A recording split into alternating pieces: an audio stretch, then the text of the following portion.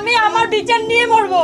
আমাকে যদি কেউ মারে ভাই, আমি যদি মরে যাই, আপনারা বিচার করেন আল্লাহর কসম। টিস্যু ছিল সামনে, আমি টিস্যুতে মুখটা মুছছি।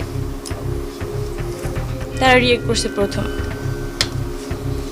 মারধর, হত্যাচেষ্টা, ভাঙচুর ও ভয়ভীতি দেখানোর অভিযোগে ঢাকার আশুলিয়ার বোট ক্লাবের পরিচালক নাসির উদ্দিন মাহমুদের করা মামলায় জামিন পেয়েছে আলোচিত চিত্রনায়িকা পরিমণি।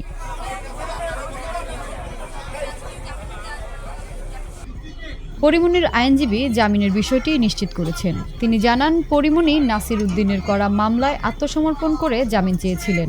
শুনানি শেষে আদালত জামিন দিয়েছেন।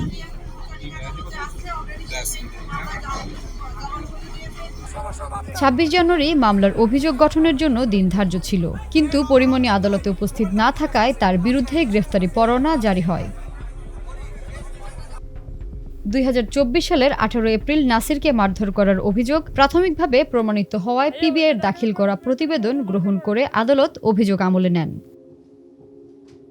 গত ১৮ মার্চ ঘটনার সত্যতা পেয়ে এই প্রতিবেদন দাখিল করেন মামলার তদন্ত কর্মকর্তা পিবিআই ঢাকা জেলার পরিদর্শক মোহাম্মদ মনির হোসেন।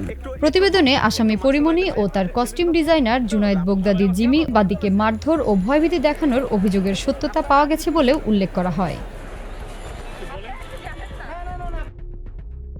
২০২২ সালের ৬ জুলাই নাসির উদ্দিন বাদী হয়ে মামলাটি দায়ের করেন।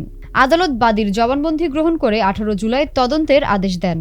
মামলায় পরিমণি ছাড়াও তার দুই সহযোগী ফাতেমাতুজ জান্নাত বনি ও জুনায়েদ বাগদাদি জিমি ওরফে জিমকে আসামি করা হয়।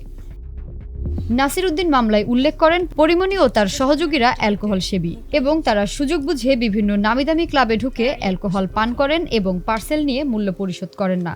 পরিমণি তার পরিচিত পুলিশ কর্মকর্তাদের দিয়ে মিথ্যা মামলা করে হয়রানির ভয় দেখান। আমি তার থেকে সরি বলছি। ২০২১ সালের ৯ জুন রাত ১২টার পর আসামিরা আশুলিয়ার বোট ক্লাবে ঢুকে দ্বিতীয় তলার ওয়াশরুম ব্যবহার করেন। পরে তারা ক্লাবের ভেতরে বসে অ্যালকোহল পান করেন। বাদী ও তার সহযোগী শাহ শহীদুল আলম রাত ১টা ১৫ যখন ক্লাব ত্যাগ করছিলেন, তখন পরিমণি উদ্দেশ্যমূলকভাবে বাদী নাসিরকে ডাক দেন এবং তাদের সঙ্গে কিছু সময় বসার অনুরোধ করেন। একই দিনের ঘটনায় পরিমণি বাদী হয়ে নাসির সহ অন্যদের বিরুদ্ধে ধর্ষণ চেষ্টা মামলা করেছিলেন। আমি ন্যায়ের বিরুদ্ধে দাঁড়িয়েছি, আমার সঠিক বিচার লাগবে, আমার সঠিক বিচার চাই। বর্তমানে মামলাটি ঢাকার নারী ও শিশু নির্যাতন দমন ট্রাইব্যুনালে বিচারাধীন রয়েছে।